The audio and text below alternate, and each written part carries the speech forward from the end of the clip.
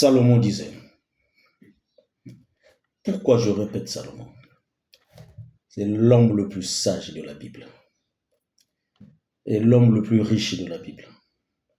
Il disait ceci, si tu ne cultives pas ta terre, une autre personne viendra le faire à ta place et fera de toi son esclave.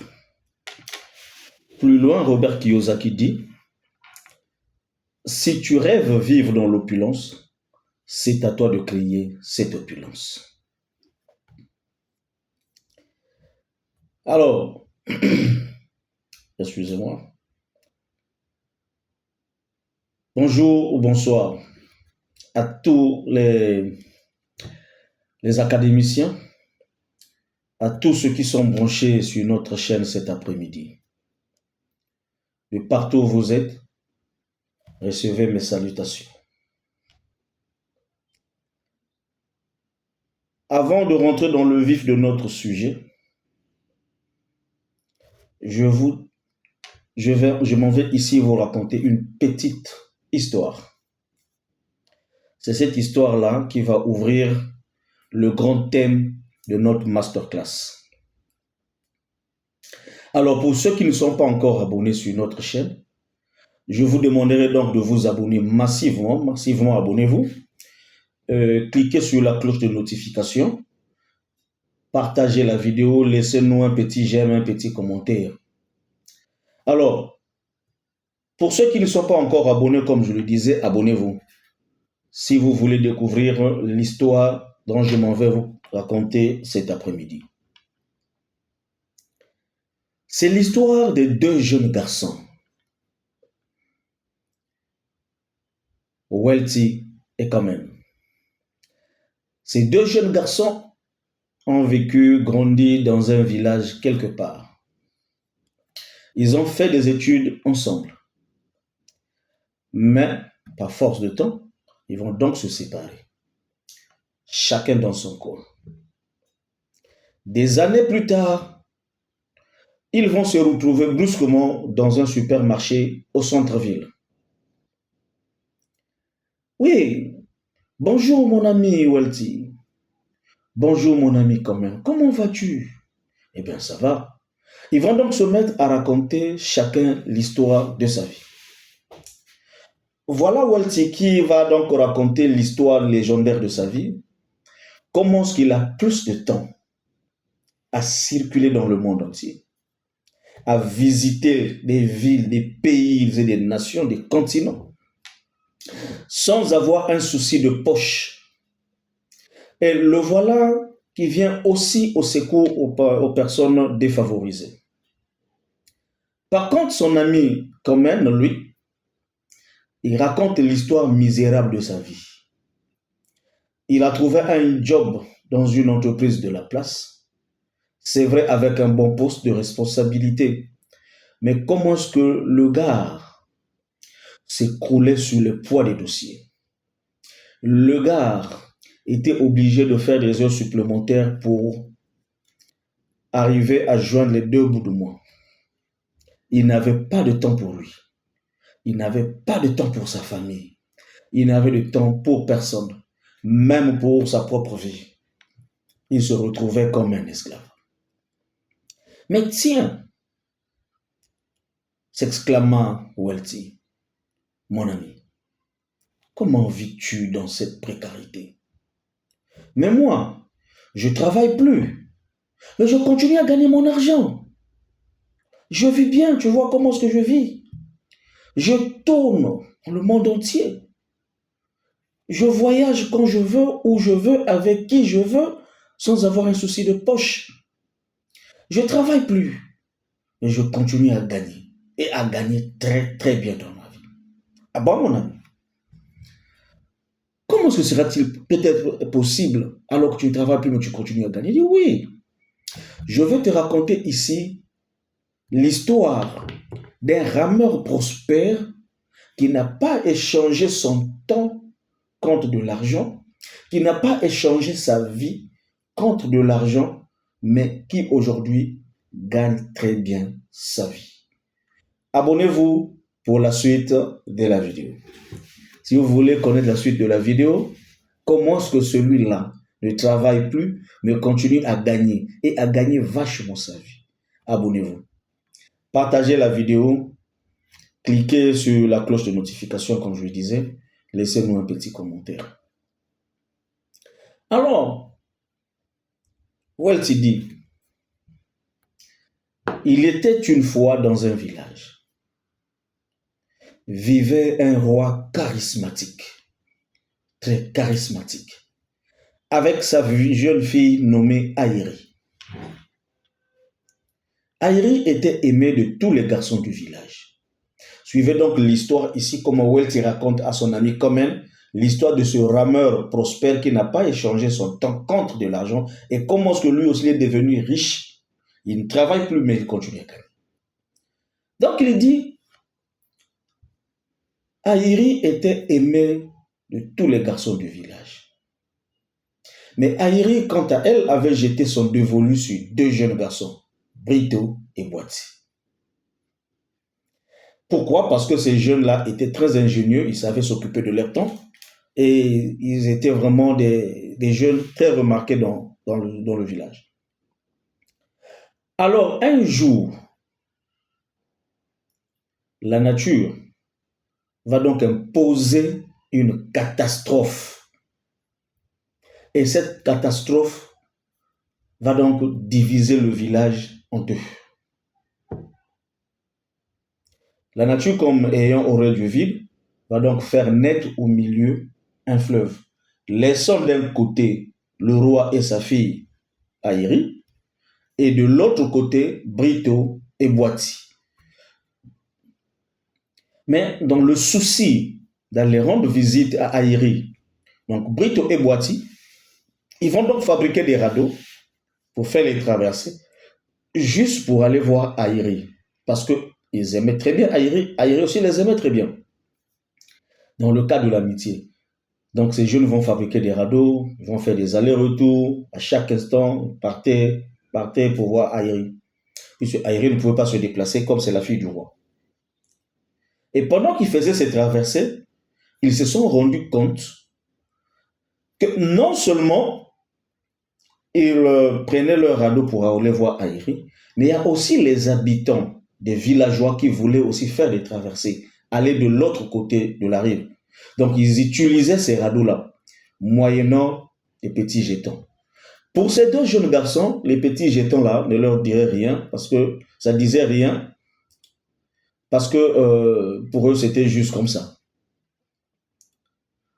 Jusqu'à un certain moment, Aïri a donc 17 ans. L'année prochaine, elle aura 18 ans. Or, la coutume dans ce village veut que lorsqu'une fille a 18 ans, puisse se présenter auprès de ses parents, de son père, son fiancé. Mais pour le cas de Aïri, c'était très difficile parce que Aïri avait jeté son dévolu sur deux jeunes garçons, Brito et Boiti. Qui choisir? Et Aïri était aussi aimé de tous les garçons du village. Donc c'était un exercice difficile pour Aïri, à 18 ans, présenter son fiancé auprès de son père. Puisque Aïri avait de l'amour pour deux jeunes garçons, Brito et Boiti. Des deux là, lequel il devait donc choisir. Alors, le roi, comprenant donc l'embarras de sa fille, va vouloir aider sa fille. Et en aidant sa fille, il va donc lancer un concours, un jeu concours des amoureux. Le jeu concours stipulait que celui-là qui va regrouper 1000 pièces d'or va donc prendre la fille du roi en mariage, n'importe qui. Il suffit donc, la condition sine qua non était que vous remplissez ou vous regroupez 1000 pièces d'or, 1000 pièces d'or, vous prenez la fille du roi en mariage. Ah, un exercice difficile dans un petit village. 1000 pièces d'or. Comment faire pour avoir 1000 pièces d'or? C'était difficile. Alors, si vous voulez, comme je disais, si vous voulez connaître la suite, abonnez-vous. Cliquez sur la cloche de notification. Abonnez-vous. Partagez la vidéo. Partagez la vidéo à un frère, une soeur, Le but, c'est que beaucoup de gens puissent connaître cette histoire-là. Parce que c'est cette histoire qui va faire le tremplin, qui va nous faire entrer dans notre grand thème de ce soir.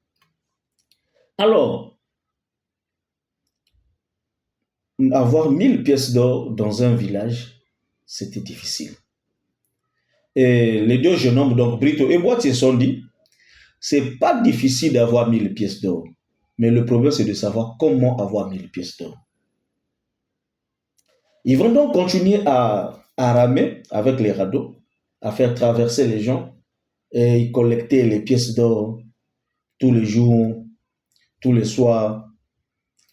Et ils ont été un peu ingénieux. Au lieu de rester avec les radeaux, ils ont fabriqué des pirogues pour vouloir transporter un peu plus de gens. Et c'est ce qu'ils ont fait. Ils continuent à ramer, ils continuent à pagailler, à traverser les gens d'un rive, de la rive, de l'autre côté, tout ça là, ainsi de suite et vice-versa. Un jour, Brito, dans sa chambre, va donc se mettre à se poser des questions. En combien de temps je vais, moi, continuer à ramer ou à pagailler pour faire traverser les gens afin de récolter 1000 pièces d'or? Et quand il a essayé de faire les calculs par rapport à ce qu'il gagnait quand il faisait des traversées, il s'est rendu compte que c'était pas vraiment évident qu'il puisse regrouper 1000 pièces d'or en une année. Parce que c'était en une année. Aïri a 17 ans, donc l'année prochaine, elle aura 18 ans. Donc, vu le temps, il s'est dit, c'est pas vraiment évident. Et pendant qu'il réfléchissait, une idée ingénieuse va donc lui frapper. C'était celle de construire le pont. Il fallait donc construire le pont pour relier les deux villages, pour ne plus jamais pagailler. Voilà donc le monsieur Brito qui va donc se mettre à matérialiser son pont. Il va commencer à faire d'abord un projet. Il va faire le projet, il va dessiner le pont et il a compris. C'est vrai, je veux faire le pont, mais quel est le mécanisme que je veux mettre sur ce pont afin que je puisse récolter 1000 pièces d'or, afin que je ne sois pas là tous les jours pour demander de l'argent aux gens. Il a réfléchi, il a compris qu'il va faire donc un système de payage. Il va donc faire un système de payage. Vous arrivez devant le pont, vous mettez la pièce d'or, et devant le pont là, il a mis un tuyau qui quittait le pont juste dans sa chambre. Et au-dessous, il a mis une cuvette. Donc, il n'avait pas besoin de savoir la personne qui traversait, mais à chaque fois qu'il était assis, il pouvait même se déplacer, faire ses courses. Mais puisque le système est déjà là, il suffisait que quelqu'un, pour passer, il mette la pièce d'or, la barre va s'ouvrir et la personne passe et au-dessous, il reçoit son argent. C'était ça le système qu'il avait mis en place. Mais avant de matérialiser son pont, il n'a pas commencé aussitôt à faire cela. Donc, qu'est-ce qu'il va faire? Il va donc continuer à ramer tous les jours, à traverser les gens. L'argent qu'il gagnait la journée, le soir, il construisait son pont. Il travaillait nuit et jour. Et les deux, donc Brito et Boiti, les deux amis, travaillaient même avec un esprit de concurrence. L'argent que Brito gagnait le matin, le soir, il partait pour construire son pont. Il a été découragé par les habitants du village, lui disant c'est une idée fallacieuse. Tu ne pourras jamais construire ce pont. C'est très difficile. Construire un pont pour relier deux villages, c'est pas vraiment évident pour un jeune comme toi. Il a été découragé, même son propre ami Boiti l'a découragé. Mais il avait un objectif. Il était focus à son rêve. Son rêve, c'était quoi? Construire le pont, récolter 1000 pièces d'or, prendre la fille du roi en mariage. Il avait un target. Il avait un chemin canevas à suivre. Donc, il ne pouvait pas se détourner de son rêve, quel que soit ce que les autres disaient, quel que soit ce que ses amis disaient, quel que soit ce que les habitants disaient, en essayant de le décourager, en disant que c'était pas facile, que c'était difficile. Lui, il ne s'est pas arrêté. Il n'a pas écouté ce que les gens disaient, mais il écoutait son rêve. Et de l'autre côté, son ami Boiti avait construit un gros bateau et il a continué à traverser les gens, à pagailler. Il a amassé beaucoup d'argent. Le fait d'avoir amassé beaucoup d'argent l'a même amené à oublier son premier rêve qui était de récolter 1000 pièces d'or afin de prendre la fille du roi au mariage. Il a changé son style de vie, son ami Boati. Il s'est donné sur des jeux de hasard, des jeux d'argent, des jeux de casino. Il a amélioré sa vie, il a augmenté le train de vie sans se rendre compte qu'un jour, l'hiver pourrait arriver. Alors, voilà donc le pont de Brito va finir. Il a fini son pont, il a mis sur le pont le système qu'il avait étudié et le pont fut inauguré. Beaucoup de gens étaient là, dans la joie, pouvant traverser sur un pont avec des charges sans avoir un souci de noyade ou quoi que ce soit. Et de l'autre côté, son ami Brito, l'hiver est arrivé, l'eau a gelé. Il ne pouvait plus jamais pagayer parce que l'eau avait gelé. Le bateau s'est retrouvé garé et il a vu ses économies s'effrire. Ses économies commençaient à diminuer. Ses économies commençaient à diminuer, diminuer, jusqu'à ce qu'il ne pouvait plus avoir les 1000 pièces d'or pour concrétiser son rêve. Par contre, son ami qui avait mis le système sur le pont a été beaucoup utilisé et tout le monde devrait utiliser ce pont-là. Tous les jours, le pont devrait être utilisé pour aller de l'autre côté. Donc, plus question de pagayer. Lui, qu'est-ce qu'il a fait? Il devrait s'asseoir sur lui, à la maison, voir les pièces d'or défiler dans la cuvette qu'il avait mis, puisque c'est un système. Donc, tout celui qui devrait passer devrait mettre la pièce d'or, la barre s'ouvre, donc le système du payage, la barre s'ouvre, vous traversez sur le pont. Et lui, il pouvait avoir le temps de déguster tout ce qu'il pouvait faire. Même son petit gâteau, boire son jus, il pouvait aller n'importe où, puisque l'argent qui coulait ne dépendait même plus de sa présence au poste. Alors, Brito va donc élégamment regrouper les 1000 pièces d'or en un temps record, les 1000 pièces d'or que le roi avait demandé. Il va donc aller prendre sa femme Aïri en mariage. Le mariage fut célébré. Ils ont vécu dans la liberté financière. Pendant ce temps, son ami Boati, qui a échangé son temps contre de l'argent, qui a échangé sa force pour pagayer, pour avoir de l'argent. L'eau a gelé, le bateau est bloqué, égaré, n'ayant plus la possibilité de travailler pour avoir de l'argent. Boati a commencé à regretter. Il voyait le temps qu'il a perdu.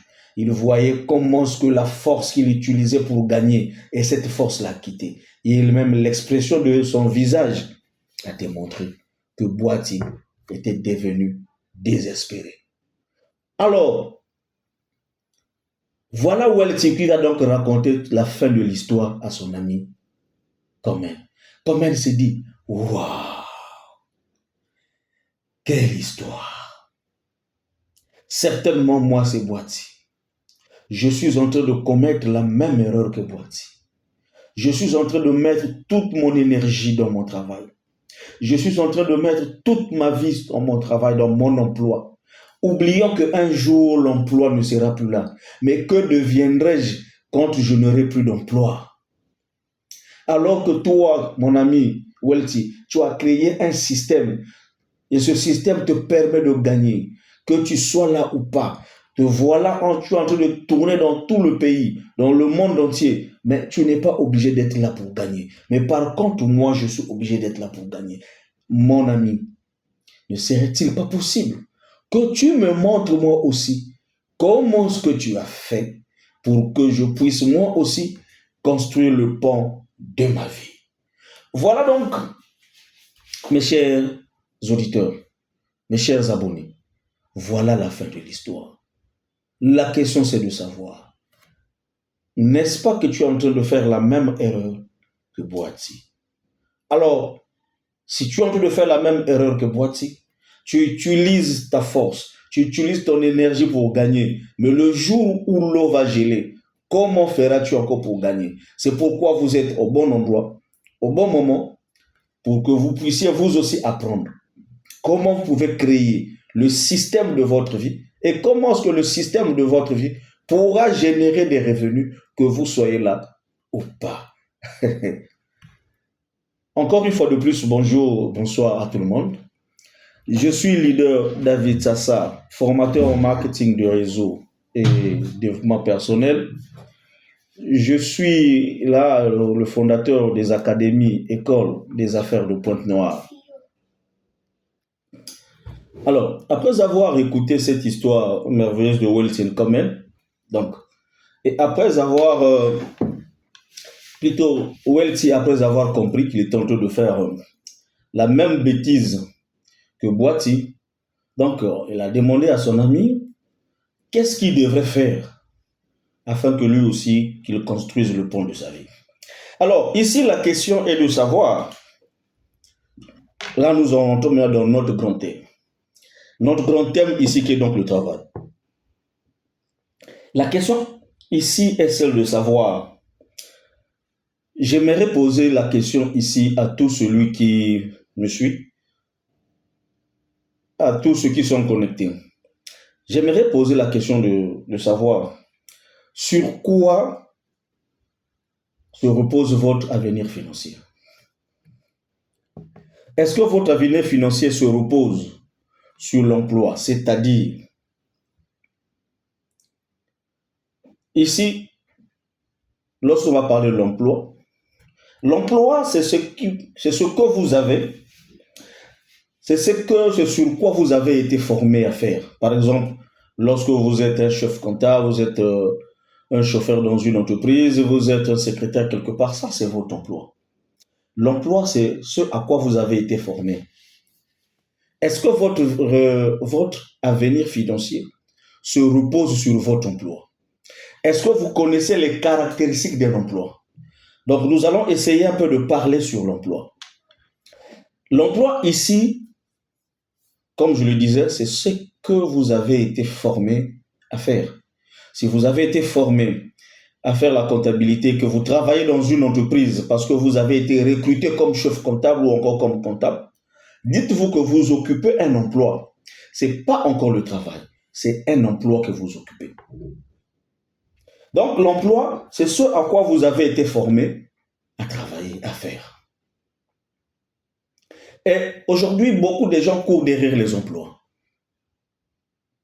Beaucoup de gens préfèrent avoir un poste dans une entreprise quelconque que d'avoir son propre système. Et tout cela est dû par la peur. La peur due par la sécurité sociale. Parce que les gens se disent, au moins si je peux travailler dans une entreprise, j'aurai une sécurité sociale. Bon, la sécurité sociale ici, c'est ce que vous aurez après votre retraite. Mais les gens ne voient pas la sécurité financière. Les gens voient plus la sécurité sociale. Et c'est à cause de cette sécurité sociale que les entreprises sont remplies des employés.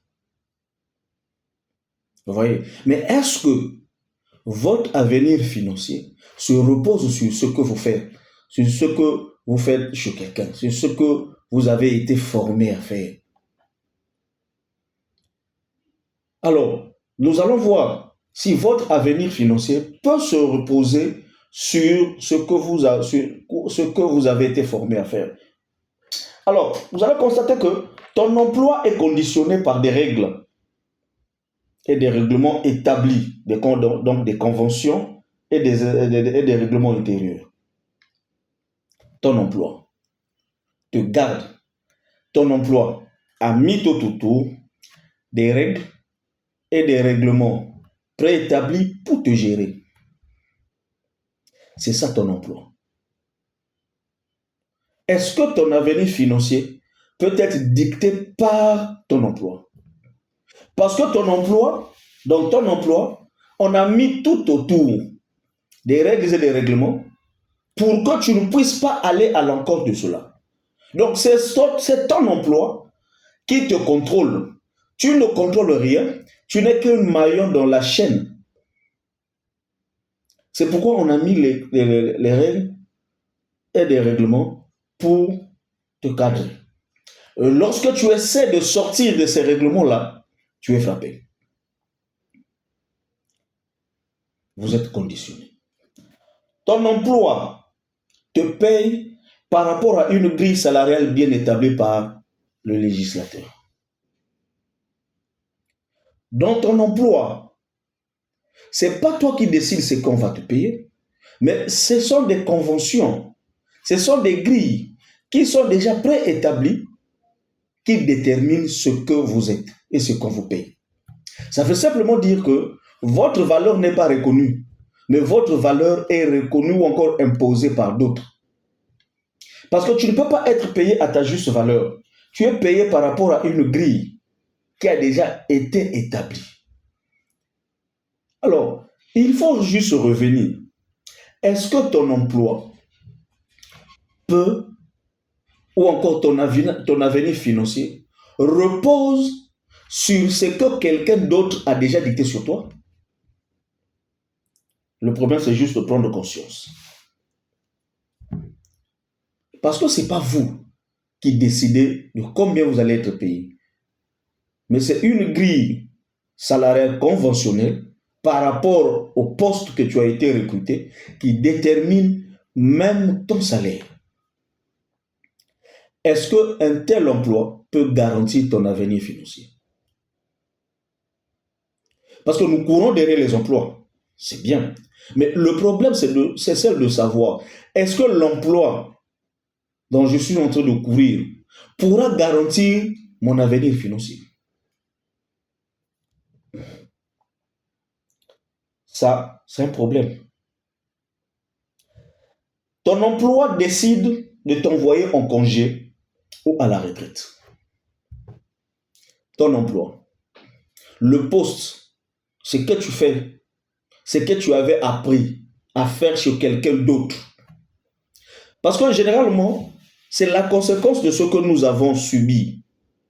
Ou encore nous subissons juste les conséquences de ce que nous avons écouté, de la manière dont nous avons été éduqués. Va à l'école, travaille dur, trouve un emploi bien rémunéré. Trouve un emploi. C'est-à-dire, va à l'école, travaille bien, cherche quelqu'un qui va gérer ta vie. C'est ça. Parce que notre grand thème aujourd'hui, c'est le travail. Est-ce que le travail, c'est l'emploi? Parce que là, ça prête à confusion. C'est pourquoi je vous dis, restez jusqu'à la fin de cette vidéo. Pour ceux qui n'ont pas encore compris la différence entre le travail et l'emploi, vous allez comprendre cette différence-là aujourd'hui. Là, c'est une masterclass. Beaucoup de gens disent, oui, mais moi j'ai mon travail. Oui, c'est quoi ton travail? Non, mais je suis chef comptable quelque part. Non, il faut plutôt dire, j'aime mon emploi. Vous allez comprendre donc la différence. Est-ce que ton emploi garantira ou pourra garantir ton avenir financier? Nous voyons ici que ton emploi décide tout sur toi. Ton emploi peut décider de t'envoyer en congé, c'est-à-dire en repos. Ton emploi peut décider de t'envoyer à la retraite. Ce n'est pas toi qui décides, mais ce sont les règles que l'employeur ou encore le législateur a mis tout autour de ton emploi qui conditionnent ou qui décident même de ton repos. Parce que, imaginez, vous pouvez être, lorsque vous êtes un employeur, vous pouvez avoir la chance d'être employé dans une grande entreprise, occuper même un grand poste. C'est vrai. Mais vous oubliez juste que vous êtes conditionné. Vous êtes sous l'emprise des règlements et des lois en vigueur mis dans cette entreprise-là. C'est-à-dire que lorsqu'on vous dit, le travail commence à 7h30 et à midi, vous avez pause. Vous voyez?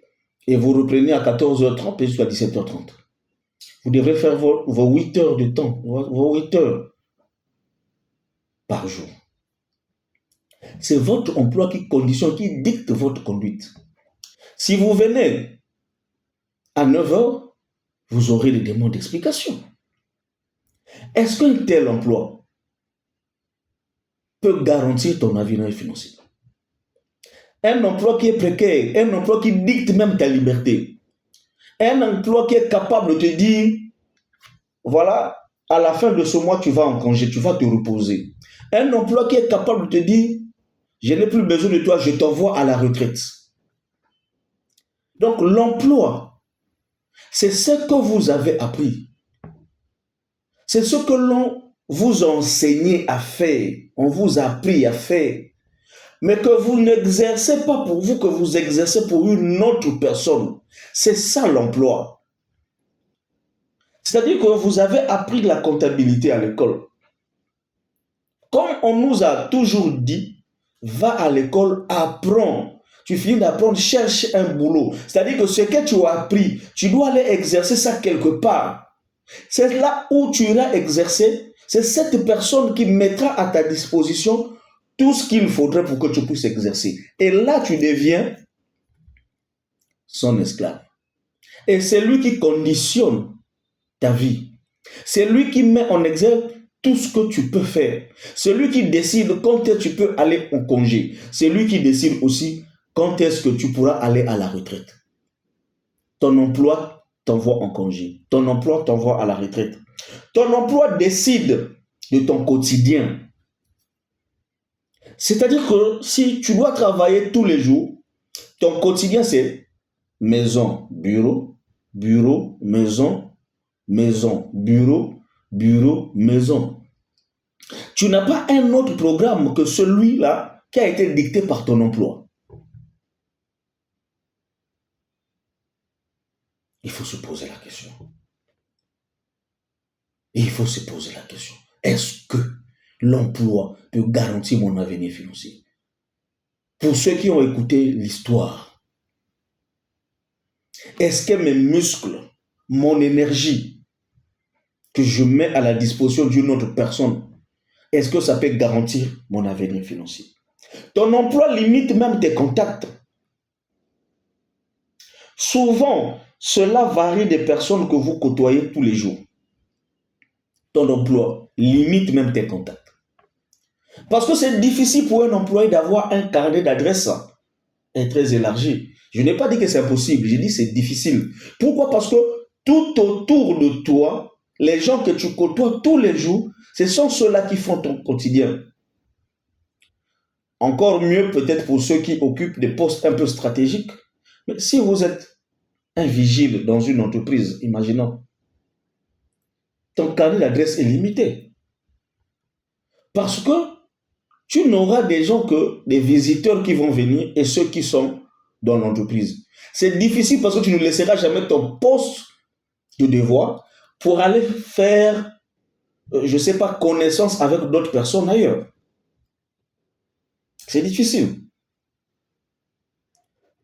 Donc même les contacts sont limités. Ton carnet d'adresse est limité par rapport aux gens que tu côtoies, excusez-moi, tous les jours. Ton emploi t'amène à protéger les intérêts de ton employeur et non tes propres intérêts. Ton emploi à toi fait de toi un arroseur des semences d'une autre personne. C'est-à-dire que ton patron, lui, il a ensemencé et toi, tu viens arroser sa semence. C'est ça l'emploi. Tu n'arroses pas ta propre semence, mais tu arroses la semence d'une personne d'autre. Pourquoi? Parce que tu n'es qu'un maillon dans la chaîne d'un système conçu par une personne. Excusez-moi. Ton emploi. Ton emploi ne se soucie pas de ton lendemain. Ton emploi ne se soucie pas de ton lendemain. Ton emploi ne se soucie pas de ton lendemain. Je vais peut-être dire par là, ton employeur ne se soucie pas aussi de ton lendemain. Ici, nous sommes en train de parler, est-ce que votre emploi peut garantir votre avenir financier? Non, ton emploi ne se soucie pas de ton lendemain. Nous avons vu beaucoup de gens perdre leur emploi pendant le Covid.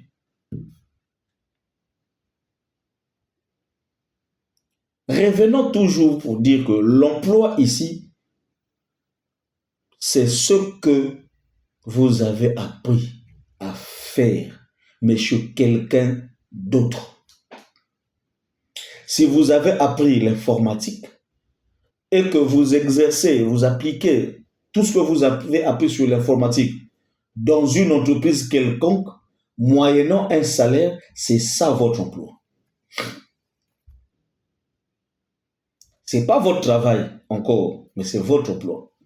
C'est pourquoi je vous ai dit, restez jusqu'à la fin de la vidéo, vous allez connaître la différence entre le travail et l'emploi. Et quand vous allez connaître cette différence-là, vous n'allez plus faire de l'amalgame pour dire, je travaille chez quelqu'un, moi j'ai mon travail là-bas. Non. Donc votre emploi ne se soucie pas de votre lendemain. Avec la venue de l'intelligence artificielle, nous allons constater que beaucoup de postes, beaucoup d'emplois vont se dissoudre. Là où il fallait utiliser l'homme, on utilise l'intelligence artificielle. Nous avons déjà vu avec des robots. Aujourd'hui, il y a des robots qui sont capables de faire les services que les hommes faisaient, par exemple, dans des restaurants. Aujourd'hui, il y a des robots qui sont capables de faire le travail qu'autrefois les hommes faisaient. Donc, avec la venue de l'intelligence artificielle, il y a beaucoup d'emplois qui vont s'effondrer. Et beaucoup de gens vont se retrouver chômeurs. Donc, votre emploi ne se soucie pas de vous. Votre emploi ne se soucie pas de votre lendemain. Votre emploi ne vous rendra jamais riche. Vous allez me poser la question de savoir pourquoi. Mais regardez, il n'y a qu'à voir. S'il y a des gens qui sont mécontents dans la vie, ce sont des employés. S'il y a des gens qui aiment revendiquer les augmentations des salaires, il n'y a que les employés. S'il y a des gens qui sont à chaque fois vers les pôles emploi pour aller chercher le boulot, il n'y a que des employés. Les employés. Alors, vous allez aussi constater que s'il y a des gens qui partent à la retraite pauvres, il n'y a que les employés. Avec des comptes bancaires vides. Et durant peut-être, après peut-être 25 ans de service. Mais le gars part à la retraite avec un compte bancaire vide, sinon que bourré de dettes encore à la banque. Pourquoi? Parce que son salaire ne pouvait pas couvrir tous les besoins qu'il avait. C'est cela. À moins que vous trichez quelque part. Ne parlons pas ici, peut-être pour ceux qui sont dans des services, je ne sais pas comment, qui ont des... mais c'est aussi la triche, parce que vous soyez au trésor, que vous soyez aux impôts, que vous soyez à la douane, rien qu'avec le salaire que le gouvernement vous paye, ça sera très difficile que vous puissiez avoir tout ce que vous avez. Mais lorsqu'on essaie de voir, d'évaluer ce que vous avez avec le salaire que vous gagnez, ça veut dire que quelque part, vous compensez cela par les tricheries. Bon, ça, on ne rentre pas dedans. Mais ici, nous sommes en train de démontrer juste comment est-ce qu'avec le salaire, c'est difficile de s'enrichir. Pourquoi? Parce que vous ne travaillez pas pour vous, mais vous travaillez pour quelqu'un d'autre. Vous enrichissez une autre personne. Vous enrichissez la personne qui a mis en place son système et qui vous utilise et qui, après, vous paye par un salaire, moyennant un salaire qui a été déjà calqué par la convention et le code du travail, par des grilles conventionnelles. Parce que ce n'est pas vous qui décidez de ce que vous allez gagner, mais ce sont des conventions, des grilles qui décident de ce que vous allez gagner. Donc c'est difficile pour que vous fassiez même des économies. Lorsque nous étions à l'école, nous avons appris que l'économie égale gain moins dépenses. Mais lorsque déjà vos dépenses sont largement supérieures à votre salaire, qu'est-ce que vous pouvez économiser? C'est pourquoi beaucoup de gens arrivent à la retraite très fauchés, très fauchés. et avec beaucoup de dettes, bourré de dettes dans des banques, dans des mutuelles, dans des caisses d'épargne, tout ça là. Et ils sont obligés de se substituer, de chercher d'autres emplois. Au lieu de changer de mentalité, mais ils cherchent d'autres emplois pour essayer de couvrir le manque. Et ça, généralement, ce sont nos amis militaires ou des policiers. Lorsqu'ils sont à la retraite, vous les voyez en train de courir encore derrière les services de gardiennage. Ils deviennent soit des vigiles dans des boîtes de nuit, soit des vigiles dans des entreprises. Pourquoi? Parce que tout ce qu'ils ont gagné durant le temps qu'ils travaillaient ne pouvait pas leur aider à couvrir les dépenses. Et pour certains, n'ont pas eu la charge, ou la chance plutôt, d'avoir même une parcelle. Ils sont restés dans des camps, dans des maisons de société, dans des maisons de l'État. Et lorsqu'on les demande de sortir, c'est difficile pour eux de sortir parce que ne sachant là où aller. Et vous allez leur poser la question de savoir, mais qu'est-ce qui s'est passé? Ils vous diront, j'ai fait 30 ans, 40 ans de service. Mais avec 40 ans de service, ils n'ont pas pu s'acheter même un lopin de terre. Pourquoi? Parce que le salaire était minime. Le salaire a été catalogué. Le salaire était un salaire morné qui était déjà consommé avant que cela n'arrive. Et ils sont obligés d'aller voir les bailleurs de fonds. Ils sont obligés d'aller voir les prêteurs à gages. Ils sont obligés d'aller voir les banques pour faire des crédits. Et mais quand vous arrivez à la fin de votre carrière, vous avez dans votre compte un débit très élevé. Et du coup, lorsque la première pension va passer, c'est d'abord la banque qui retire. Et pour subvenir encore aux besoins, qu'est-ce qu'il faut faire? Il faut chercher un emploi. C'est pourquoi un grand homme disait que lorsque vous avez votre tête qui est vide, si vous n'arrivez pas à gagner avec votre intelligence, et vous allez gagner avec vos muscles, et cela toute votre vie, et même dans votre cercueil, vous allez continuer à travailler. Alors, donc, vous allez comprendre que votre emploi ne pourra jamais mettre à votre disposition une sécurité financière. Jamais du tout. Mais ce que les gens croient, c'est la sécurité sociale. Les gens qui sont derrière la sécurité sociale sont plutôt pensés à la sécurité financière. Or, la grande chose qu'ils devraient chercher, c'était donc la sécurité sociale au lieu de la sécurité, plutôt la sécurité financière au lieu de la sécurité d'emploi. Tout homme qui a compris, il doit courir derrière la sécurité financière. Parce que vous pouvez ou ne pas être retraité de la caisse de sécurité sociale, mais si vous avez votre sécurité financière, vous avez vos finances qui peuvent garantir jusqu'aux vos vieux jours, vos finances, vous avez créé un système qui crée comme Brito qui avait construit le pont, et ce pont qui pouvait lui générer des revenus même quand il est en train de dormir, même quand il ne travaille plus. En tout cas, ça va l'aider à surmonter ses vieux jours. Alors, la course à l'emploi a aveuglé beaucoup de gens. Cette course-là a aveuglé beaucoup de gens.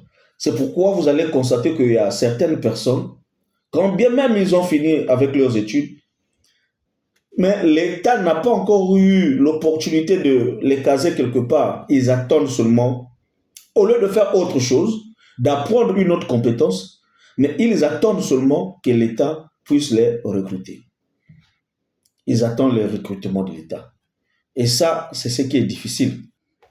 Alors, malgré les multiples éveils de conscience, l'homme en général n'a toujours pas compris que pour que sa liberté financière puisse être une garantie. Parce qu'aujourd'hui, on ne parle pas encore de la liberté financière. Parce que vous avez un emploi qui vous paie chaque mois le salaire. Vous avez la possibilité d'avoir un petit salaire chaque mois. Vous payez vos factures, vous payez le loyer, vous payez la scolarité, tout ça. Mais le jour viendra où cet emploi décidera de vous mettre à la retraite, comme nous avons vu que votre emploi peut vous mettre à la retraite. Et lorsque votre emploi vous mettez à la retraite, c'est là où vous allez comprendre qu'il était question de pas la sécurité sociale, mais la sécurité financière.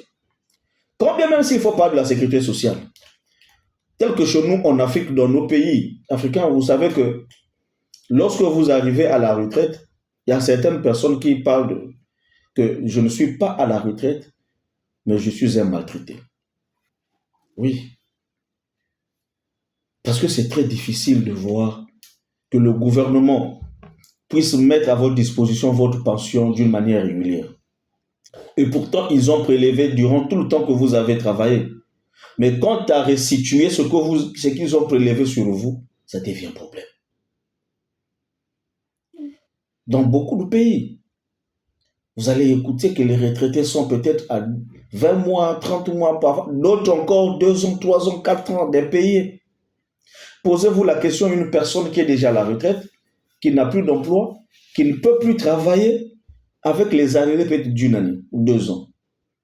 Comment est-ce qu'il va survivre? C'est à ce moment qu'on se rend compte, c'est à ce moment-là qu'on se rend compte que j'avais manqué le but.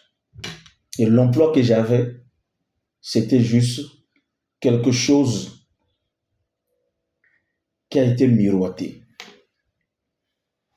Et l'emploi que j'avais ne pouvait pas garantir ma liberté financière. C'est à ce moment-là qu'on regrette, qu'on commence à voir comme Boati, qui voyait tout le temps perdu, qui voyait comment est-ce qu'il a utilisé son temps, comment est-ce qu'il a utilisé son énergie, comment est-ce qu'il a utilisé ses muscles pour gagner de l'argent. Mais lorsque l'hiver est arrivé, l'eau a gelé, il ne pouvait plus pagayer avec son bateau. Tout ce qu'il avait gardé avait fini par s'effondrer. Toutes les économies que vous aurez finiront. C'est ça l'emploi. C'est ça l'emploi. Donc pour réaliser votre rêve, vous n'avez pas besoin d'un emploi. L'emploi ne vous permettra jamais de réaliser vos rêves. Parce que chacun de nous, en naissant ou en grandissant, nous avons eu des rêves. Chacun de nous a eu des rêves dans son jeune âge. Certains avaient des rêves peut-être de voyager. Mais vous allez constater que votre emploi ne vous donnera pas ces occasions de voyager comme vous avez voulu. Il y a beaucoup de rêves qui n'ont jamais été réalisés par manque de moyens.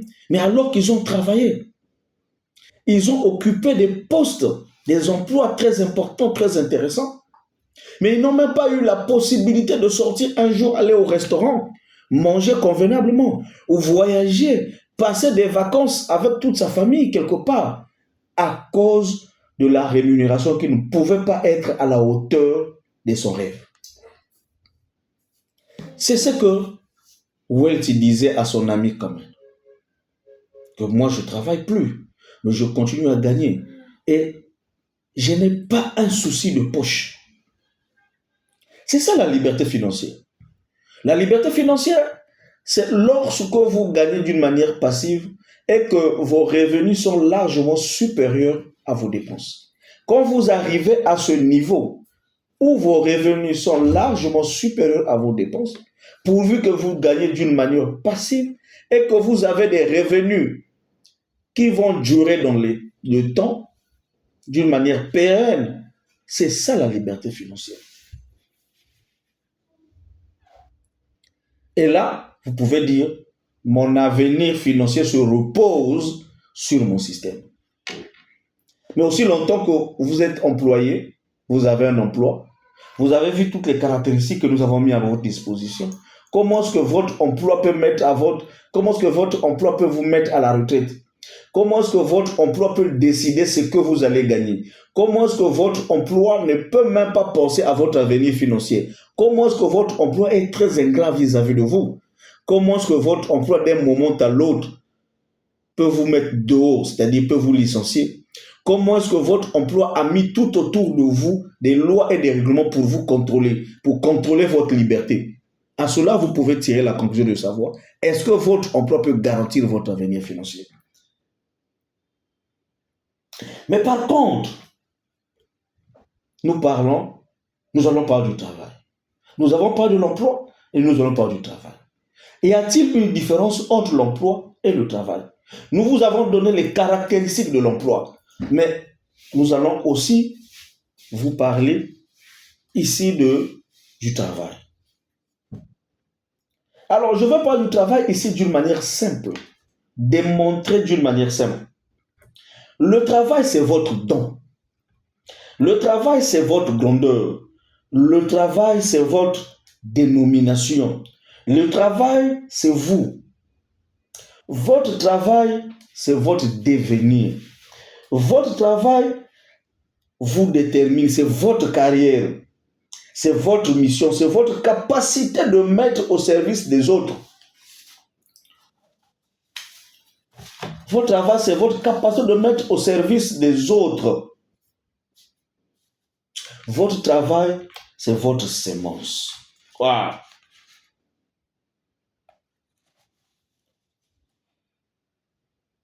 Votre travail, c'est votre mission.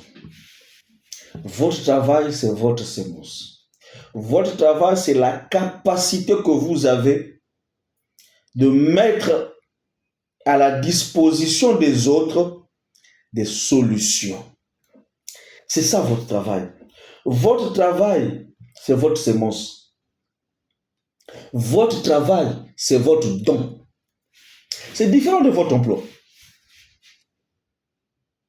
Alors, à cela, vous devez être esclave de votre don, de votre travail. Je m'explique.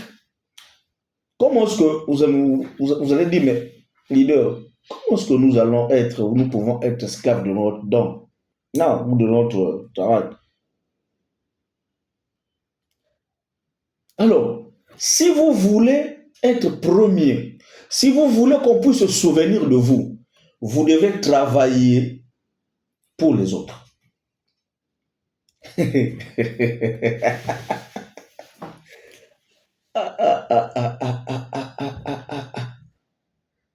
Ici, je ne parle pas de ce que vous avez appris et vous prenez ce que vous avez appris, vous partez travailler chez quelqu'un pour qu'on vous rémunère. Non. Ici, je parle de la mission que vous avez. Je parle du don que vous avez. Je parle de la sémence que vous avez. Je parle du talent que vous avez. Vous devez le mettre au service de l'humanité. Ah, c'est dur. Imaginez si vous êtes un dentiste. La première personne qu'un malade se souviendra, c'est vous. Celui qui aura mal à la dent, il se souviendra de vous. Pourquoi? Parce que vous avez pris votre don, votre mission, c'est de soigner les autres. Je ne parle pas de dentiste à l'hôpital. Si vous êtes un dentiste à l'hôpital, vous êtes à votre emploi. Vous êtes employé du gouvernement. Mais je parle ici d'un dentiste, un dentiste libéral. Voilà. Qui travaille pour son propre compte. Vous prenez votre don, votre intelligence, vous mettez à la disposition de l'humanité. Et lorsque vous le mettez à la disposition de l'humanité, l'humanité se souviendra de vous. Imaginez un musicien talentueux, Michael Jackson. Michael Jackson a mis à la disposition de l'humanité son talent, son don de la musique. Il est mort riche. Il n'a pas été employé chez quelqu'un. Il n'a pas occupé un emploi, un poste quelque part. Mais il a mis à la disposition de l'humanité son don. Il a mis à la disposition de l'humanité sa mission. Il a mis à la disposition de l'humanité sa capacité d'égayer l'humanité. Jackson est mort riche. Céline Dion, très riche. Il a juste utilisé son don.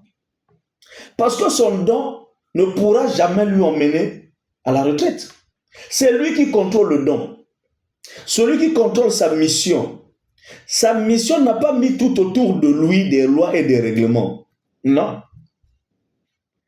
Avec son don, il a la possibilité de voyager là où il veut. Il est libre. Il a juste découvert son talent. Il a découvert son don. Il a découvert sa mission. Il a découvert la capacité qu'il a, qu'il peut mettre à disposition des autres. Quand il a découvert cela, ça fait de lui un homme, une femme riche. C'est son travail. Regardez Fally Ipupa. Il n'a jamais travaillé chez quelqu'un d'autre. Mais il a juste sa voix et ses reins. C'est son travail. Regardez les boxeurs professionnels. Ils n'ont jamais travaillé chez d'autres personnes. Ce qu'ils ont, c'est l'intelligence, le travail et leur coup de poing. Ils ont trouvé leur pourquoi. Ils ont trouvé leur mission. Et ils pourront prendre la retraite quand ils voudront. Il n'y a personne qui va leur imposer la retraite. Il n'y a personne qui va leur licencier. Il n'y a personne qui va être là pour donner une conduite à tenir dans leur vie. C'est eux-mêmes. C'est pourquoi tous les grands hommes qui ont réussi, c'est parce qu'ils ont détecté leur talent, leur mission. Ils ont détecté le don qu'ils avaient. Et ils ont pris ce don, ils ont mis cela au service de l'humanité. Regardez les cordonniers comme les Jean-Marc Weston. C'est des cordonniers. Qui peut mettre Jean-Marc Weston à la retraite? C'est la mort, juste. Le gars a continué à travailler. Regardez les couturiers comme de Yves Saint-Laurent, de Giorgio Armani, de Dolce Gabbana. C'est des créatrices, c'est des créateurs. C'est des gens qui sont là à créer. Ils ont détecté le don, ils ont détecté leur talent, leur mission. Leur don, leur talent, leur mission, c'est de mettre à la disposition de l'humanité, servir l'humanité, mettre à la disposition de l'humanité des chaussures, des habits, tout ça, sans qu'il y ait un emploi quelque part. Ce sont des gens qui sont morts riches. Ce sont des gens qui ont vécu une vie vraiment épanouie. Ce sont des gens qui avaient la possibilité de faire tout ce qu'ils veulent. Et ce sont des gens qu'on pouvait lire, leur liberté financière se repose sur leur travail et non sur leur emploi. Et ce sont des gens qui ont créé des empires. Même après leur mort, on continue à parler d'eux. Mais un employé, après sa mort, on ne parlera plus jamais de lui, sauf sa propre famille. Même si vous avez été le meilleur employé dans votre entreprise, vous serez remplacé par une autre personne. Si vous voulez que les gens se souviennent de vous, dénichez votre don. Mettez votre don à la disposition de l'univers. Mettez votre don à la disposition du monde. Mettez votre don à la disposition de l'humanité. Les gens se souviendront toujours de vous. Les gens parleront toujours de vous. Les gens ne vous oublieront jamais. Jamais les gens vont vous oublier. Les gens seront toujours redevables de vous. Les gens seront redevables de vous par rapport aux inventions ou à ce que vous avez apporté à l'humanité.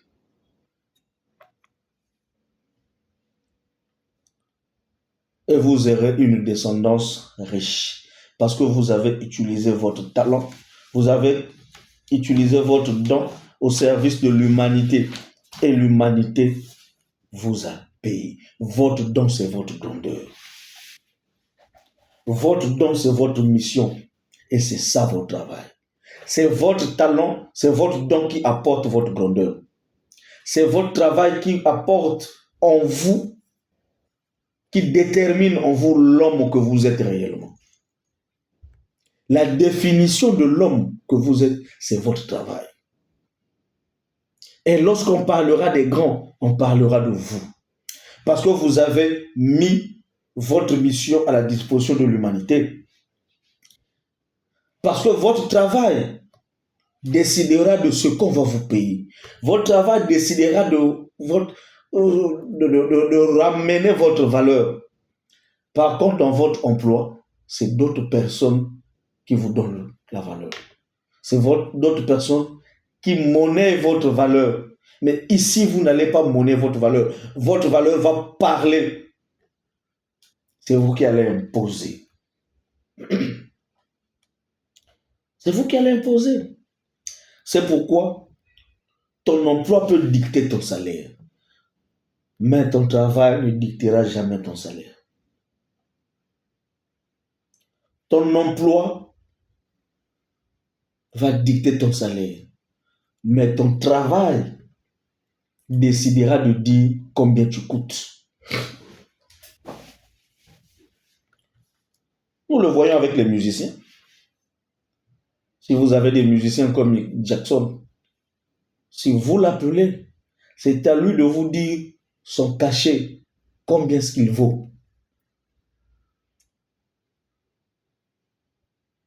C'est lui qui vous dira ce qu'il veut.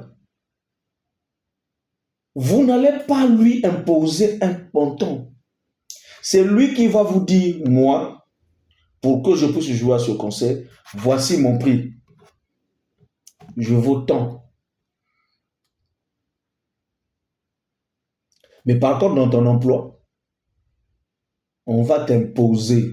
La convention dit que votre catégorie par rapport à votre convention, par votre échelon, par rapport à votre job description, ce que vous allez faire, vous êtes payé à temps. Quel que soit le nombre de diplômes que vous avez. C'est la convention et les grilles salariales qui le disent. Mais ici, c'est vous. Votre travail décidera de combien tu coûtes. C'est toi qui décideras de dire combien tu coûtes. Ton emploi t'envoie à la retraite. Mais ton travail décide si oui ou non je peux encore continuer de travailler. Ton emploi t'envoie à la retraite.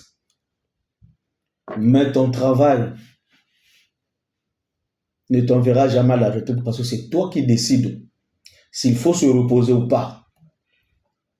C'est toi qui décides s'il faut se reposer ou pas. Ton emploi peut te licencier, mais ton travail ne pourra jamais te licencier. Puisque c'est à toi de décider. Imaginez par exemple Kofi Olomide, vu son âge, s'il travaille chez quelqu'un, il devrait déjà être à la retraite.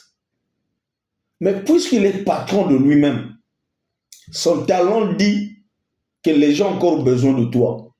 Et vous le voyez produire encore sur scène. Il continue à produire sur scène. Nous voyons Céline Dion. Malgré son état de santé, elle continue à produire sur scène. Et c'est elle de prendre de recul. C'est elle. Ton emploi décide, mais ton travail, c'est toi qui décides. L'emploi, c'est une autre personne qui décide pour toi. Mais dans ton travail, c'est toi qui décides. Ton emploi te donne une certaine position. Dans des jours à venir, ce même emploi-là peut te reprendre cette position-là. Mais par contre, dans ton travail, tu ne fais que confirmer ta valeur à vie. Ton travail ne fait que confirmer ta valeur. Donc, la différence ici, entre l'emploi et le travail, l'emploi, c'est ce que vous avez appris et que vous exercez chez une autre personne, moyennant un salaire qu'on vous rétrocède après avoir fait ce travail. Mais par contre, l'emploi ici, c'est votre mission, c'est votre don. C'est votre capacité de mettre à la disposition de l'humanité ce que vous avez. Et quand vous le mettez, c'est vous qui décidez. C'est pourquoi il y a deux mondes. il y a ceux-là qui décident et ceux à qui ou ceux qui subissent les décisions des autres. C'est pourquoi Salomon disait, si tu ne sèmes pas ton jardin, une autre personne viendra le s'aimer à ta place et fera de toi son esclave. Et Robert Kiyosaki, qui disait aussi, si tu veux vivre dans l'opulence, c'est à toi de créer cette opulence. Mais tu ne peux pas créer cette opulence lorsque tu es un employé. Ton emploi est temporaire, mais ton travail est permanent. Jusqu'à n'importe quel âge tu vas travailler. Jusqu'à n'importe quel âge tu vas exploiter ton don. Jusqu'à n'importe quel âge tu vas exécuter ta mission. Mais par contre, dans ton emploi, on a mis à ta disposition tous les règles et réglementations pour qu'on te fasse partir vite, vite à la retraite, vite au repos. Qu'on dise c'est fini pour toi. Donc c'est d'autres personnes qui décident pour toi. Est-ce que votre avenir financier peut-il se reposer sur votre emploi, là où c'est d'autres personnes qui décident pour toi? Alors que dans votre travail, c'est vous qui décidez. Celui qui a un emploi peut mourir pauvre. Par contre, pauvre et misérable. Par contre, celui qui a mis son don au service de l'humanité ne mourra jamais pauvre. Je vais vous raconter ici l'histoire de Michael Jordan. Une petite histoire. Vous allez comprendre la différence entre l'emploi et le talent. Aujourd'hui, lorsqu'on parle du plus grand basketteur de ce monde, on parle de Michael Jordan.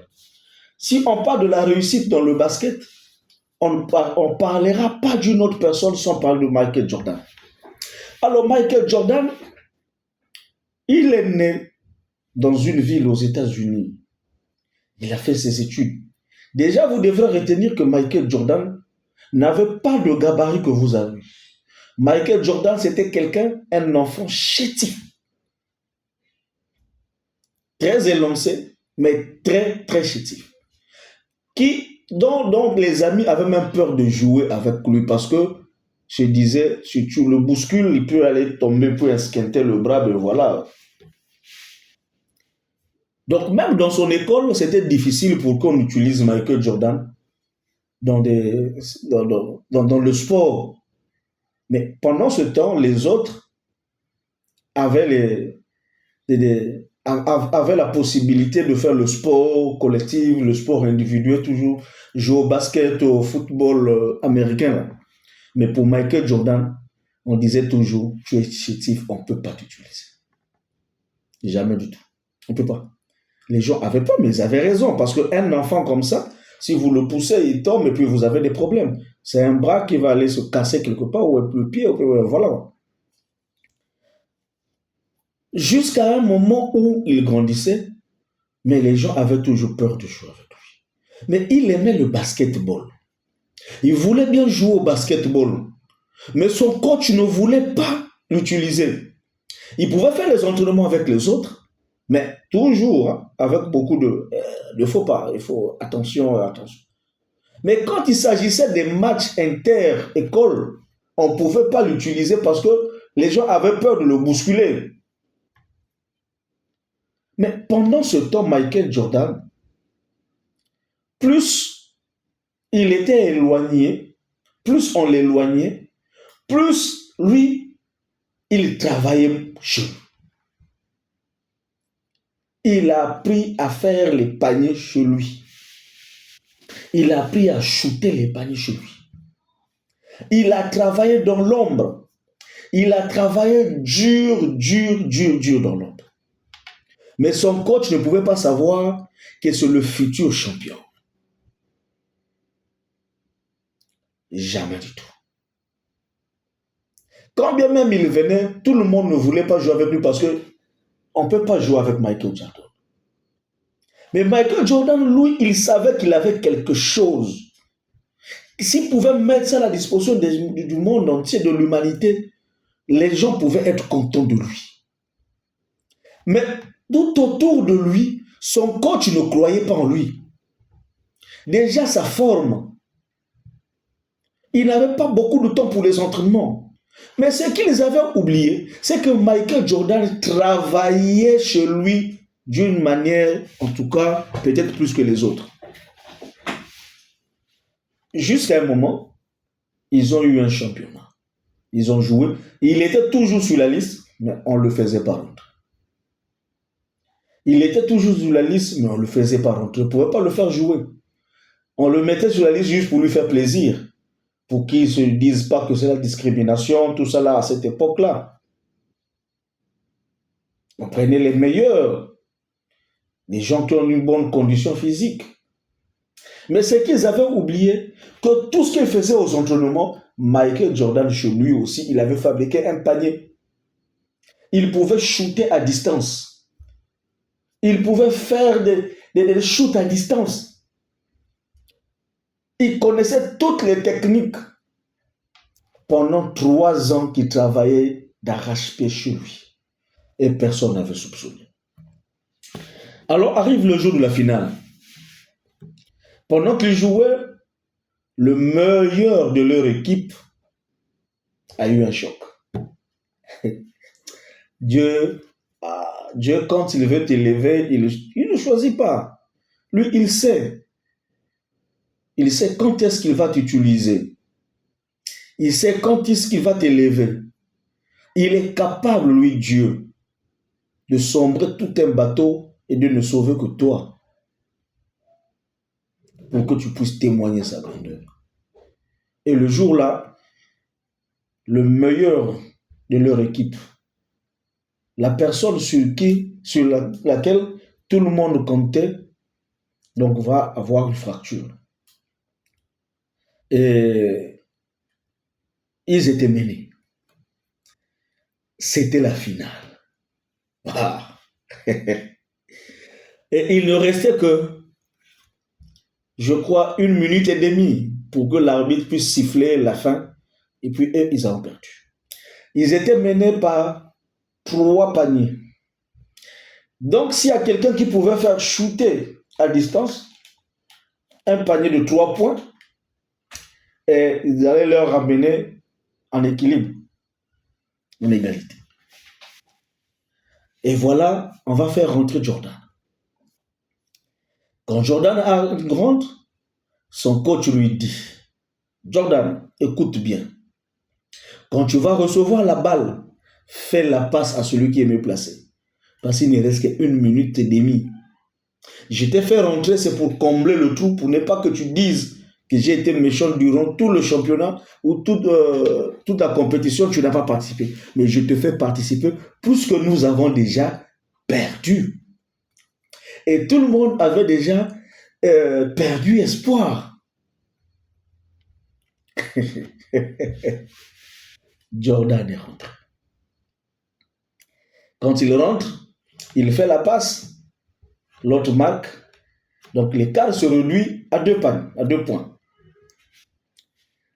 Il fallait donc quelqu'un qui pouvait faire rentrer un panier de 3 points pour qu'il puisse gagner avec un écart d'1 point. Waouh! C'était pas facile. Et Jordan rentre, on lui fait la passe. Et sur le marquoir, oui, on voyait les minutes ou les secondes s'égrener. Non, c'est le compte à rebours, 59, 58, 57, 56 secondes. Et quand Jordan prend la balle, son coach lui dit, Jordan, fais la passe, ne tire pas, tu vas pas gagner, tu vas rater. Mais Jordan avait déjà, ils étaient entraînés sur ça, sur les chutes à distance. Il a travaillé pendant 3 ans. Il a manqué beaucoup de paniers et il a fait rentrer aussi beaucoup de paniers quand il s'est entraîné. Lorsque Jordan a eu le ballon, c'est le dernier ballon.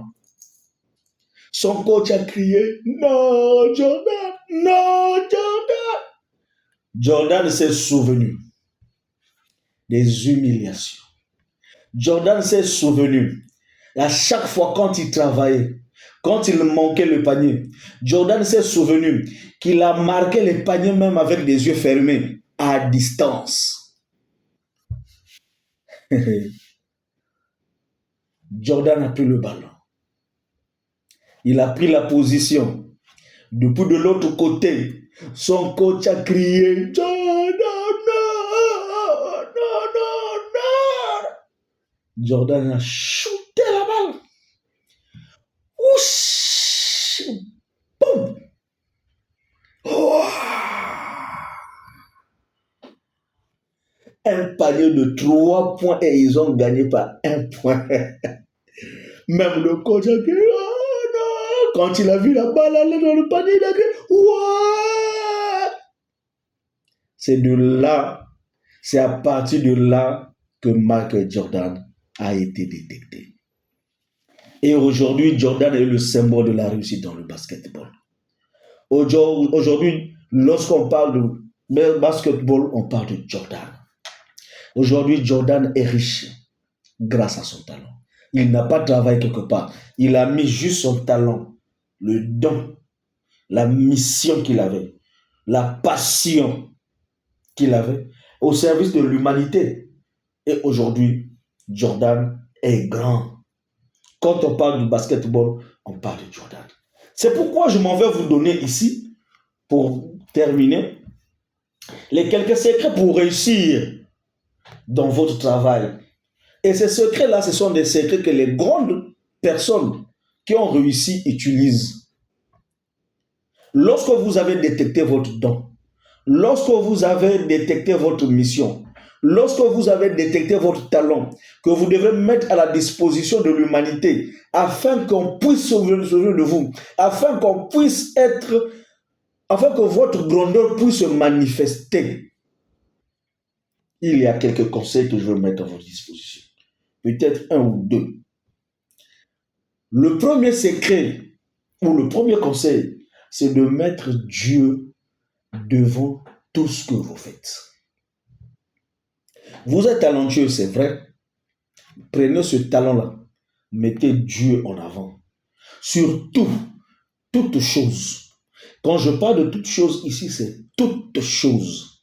Sauf rien. Mettez Dieu en avant. Mettez le très haut en avant. Laissez Dieu prendre le contrôle de votre don. Laissez Dieu prendre le contrôle de votre mission. Laissez Dieu prendre le contrôle de votre sémence. Prenez Dieu, mettez-lui en avant. Vous allez réussir dans votre travail. Vous allez mourir riche et vos descendants mourront riches et vous allez laisser un héritage sur cette terre. Et vous allez compter sur votre travail pour votre liberté financière et non sur votre emploi. Mettez Dieu, associez Dieu dans tout ce que vous allez faire. Prenez Dieu comme partenaire. Que Dieu soit le partenaire de votre don. Parce que beaucoup de gens ont perverti leur don lorsqu'ils n'ont pas mis Dieu au premier plan. Il y a eu des gens qui ont eu des grands dons dans ce monde. Des grands dons, des talentueux. Mais puisqu'ils n'ont pas mis Dieu, ils n'ont pas mis le très haut comme leur partenaire, beaucoup sont morts et ils sont morts pauvres, mais avec des grands dons. Et leur héritage aussi a disparu. On ne parle plus d'eux. Pourquoi? Parce que leurs dons, ils ont utilisé leurs dons et leur mission sans la présence du Très-Haut. Donc, premier secret, mettez Dieu au premier plan dans tout ce que vous faites. Consacrez votre vie à Dieu. Consacrez votre talent à Dieu. Si vous consacrez votre talent à Dieu, votre don à Dieu, Dieu va le raffiner. Votre don, votre mission, Dieu va vous guider dans tout ce que vous allez faire. Dieu vous mettra toujours sur le droit chemin. Quels que soient les obstacles que vous allez croiser, Dieu vous mettra sur le droit chemin. Mettez Dieu au premier plan. Mettez Dieu dans toutes les décisions que vous allez prendre pour le meilleur de votre don. Pour votre travail. Si vous voulez mourir riche, laissez une richesse. Si vous voulez qu'on puisse parler de vous, même après votre mort, mettez Dieu au premier plan. Premier conseil. Deuxième conseil, travaillez nuit et jour pour améliorer votre don. Beaucoup de gens ici sont des talentueux. Ils ont des dons très, très excellents. Mais le fait de ne pas travailler, il se dit, ouais, je chante bien, bon, je ne suis plus obligé de faire les répétitions. Je monte seulement en scène. Oui, tu vas monter, tu auras une voix rock. Tu vas faire des organes. La musique que tu vas nous donner ne sera pas vraiment agréable à l'oreille. Pourquoi? Parce que tu n'as pas le temps de consécration. Tu n'as pas le temps de travailler. Tu n'as pas le temps d'affiner, de meuler ton don. Si tu es un menuisier, tu es talentueux dans la menuiserie, ce qu'il faut faire, c'est chercher à travailler encore et encore, peut-être avec d'autres techniques de menuiserie. Pourquoi ne pas apprendre d'autres compétences? Donc, vous allez affiner votre don. Vous allez affiner votre talent. Vous allez affiner vous devez polir votre don. Polissez votre don dans l'apprentissage, dans la lecture. Si vous êtes un avocat, vous avez la mission. Vous avez ce don de plaider pour les autres. Mais affinez ce don. Lisez beaucoup, travaillez beaucoup sur votre don. C'est le deuxième secret. Vous devez méditer, rester longtemps dans la méditation. Travaillez beaucoup sur votre don. Ne pas être quelqu'un d'évasif. Travaillez d'une manière acharnée. Si vous faites cela, votre nom sera toujours dans les cœurs des gens. Parce que tous les jours, vous allez vous améliorer. Tous les jours, vous allez épater les gens. Tous les jours, vous allez être bon. Et tous les jours, les gens parleront de vous. Il suffit de trouver votre mission. Trouvez votre don. Mettez Dieu au premier plan. Travaillez sur votre don. Votre nom restera dans les cœurs des gens. C'est ce que Michael Jordan a fait. Il a découvert son don. Il a su qu'il était bon dans le basketball. Il a travaillé nuit et jour. Tous les jours, il a travaillé. Regardez les athlètes olympiques qui vont courir peut-être pour 30 secondes. Vous dites, oui, mais il a couru 7 secondes. Mais il a travaillé peut-être pendant 5 ans. Usain Bolt, c'est quelqu'un qui travaille, qui a travaillé toute sa vie pour courir quelques minutes. Vous ne voyez que le résultat. Dernièrement, nous avons dit que Francis Ngannou a emmagasiné beaucoup d'argent juste pour... Non. Il a travaillé. Regardez le travail qu'il y a derrière. Regardez les joueurs comme des Cristiano Ronaldo, des Messi. Ce sont des gens, vous leur regardez la télé, c'est 90 minutes. Mais vous ne savez pas tout le travail qu'ils font derrière. Mais c'est parce qu'ils travaillent. Je suivais une fois Samuel Eto'o dire que je disais à Eden Hazard que Eden Hazard, si tu ne travailles pas, si tu ne veux pas travailler, dans 2 matins, les gens vont oublier ton nom. Effectivement, nous avons vu avec Ronaldinho, un grand talentueux. Mais comme il a laissé le travail, il ne voulait plus travailler, polir son don. Il se disait, pour moi, c'est déjà bon. Aujourd'hui, on l'a oublié. Nous avons vu Eden Hazard, on a oublié. Aujourd'hui, Neymar aussi, on a oublié. Mais pourquoi Cristiano Ronaldo et Messi, on ne les oublie pas? C'est parce qu'ils travaillent encore et encore. Votre travail, c'est votre don. Votre travail, c'est votre mission. Votre travail, c'est votre sémence. Pour vous, votre travail, c'est votre don, votre mission, votre sémence. Alors, pour toi qui me suis, j'aimerais te poser la question de savoir, c'est quoi ton don? C'est quoi ton travail? As-tu déjà détecté ton don? As-tu déjà détecté ton travail? Est-ce que tu as déjà mis à la disposition de l'humanité ton don? Pour que les gens se souviennent de toi? Pour que tu garantisses ta vie, ta liberté financière, ton avenir financier? Parce qu'il n'y a que ton travail qui peut garantir ton avenir financier. Si tu n'as pas encore détecté ton don, donc tu n'as pas encore du travail, tu es un employé, tu as un emploi. Est-ce que ton emploi, avec tout ce que nous avons vu, crois-tu, les emplois qui sont précaires et temporaires, crois-tu que ton emploi pourra garantir ton avenir financier? Mais ton avenir financier est garanti par ton travail. Trouve ton don, mets ton don à la disposition du monde, de l'humanité, et vous aurez votre grandeur. Trouvez votre don, car il déterminera votre grandeur. Votre grandeur, c'est votre don. Votre grandeur, c'est votre travail. C'était le leader David. Merci pour tous ceux-là qui ont suivi jusqu'à la fin de cette vidéo. Pour ceux qui ne sont pas encore abonnés, abonnez-vous sur cette vidéo. Partagez le lien de cette vidéo afin que ça permette à d'autres aussi de découvrir ce que vous avez découvert. Laissez-nous un petit j'aime, un commentaire, ça nous fera du bien. Merci. Je vous avais promis cette vidéo. Chose promise, chose faite. Merci. Bye.